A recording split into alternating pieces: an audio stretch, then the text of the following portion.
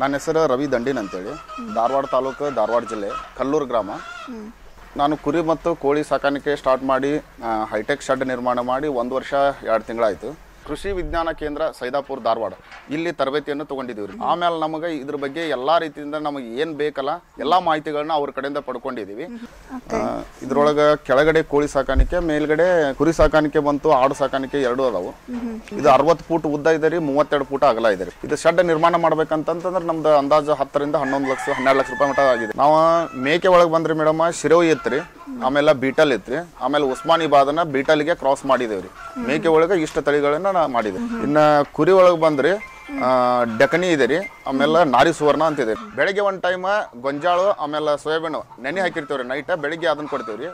ಒಣ ಹೊಟ್ಟು ಕೊಡ್ತೀವ್ರಿ. ಒಣ ಹೊಟ್ಟು ಕಡ್ಲಿ ಹೊಟ್ಟು, ಸೋಯಾಬೀನ್ ಹೊಟ್ಟು, ಶೇಂಗಾ ಹೊಟ್ಟು, ಆಮೇಲೆ ತೊಗರಿ ಹೊಟ್ಟು ಮಿಕ್ಸ್ ಇದ್ದದನ್ನ ಹೊಟ್ಟು ಕೊಡ್ತೀವಿ.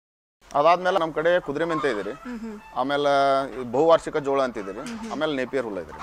ಗೋವಿನ ಜೋಳ ಹಸಿನಗಾಗಿ ಕಟ್ ಮಾಡಿ ಅದನ್ನು ಕೊಡ್ತೀವಿ ರೀ ಮೇಡಮ್. ಈಗ ಅಂದಾಜು 1 ವರ್ಷದೊಳಗಂತ 4 ಲಕ್ಷ ರೂಪಾಯಿ ಲಾಭ ಆಗಿದೆ 1 ವರ್ಷ. ಎಲ್ಲಿರಿ ಕುರಿ ಮತ್ತು ಮೇಕೆ ಒಳಗೆ 1 ತಿಂಗಳು ಮರಿ 25 ರಿಂದ 30 ದಿವಸ ಇದ್ದಿದ್ದು ಮರಿನ ತೊಗೊಂಡ್ಬರ್ತೀವಿ. ಈಗ 3 ಬ್ಯಾಚ್ ತೆಗೆದಿದ್ದೀನಿ. ಎಗ್ ನಾವು ಸೇಲ್ ಮಾಡೋದು ಎಲ್ಲೆಲ್ಲಿ ಹೋಗಿ ಸೇಲ್ ಮಾಡ್ಬೇಕಂತೇನಿಲ್ಲ, ಇದ್ದಲ್ಲಿಗೆ ಬಂದು ಐತಾರ್ರಿ, ಅದು ಲಾಭ ಅನಿಸ್ತೈತ್ರಿ. ಲೇಯರ್ ಫೀಡ್ಸ್ ಅಂತ ಬರ್ತೈತ್ರಿ. ಮತ್ತು ಅಕ್ಕಿಗಳನ್ನ ಕೊಡ್ತೀವಿ ಮೇಡಮ್. 700 ರೂಪಾಯಿಗೆ ಒಂದು ಹುಂಜ ಕೊಟ್ಟಿದ್ದೀವಿ.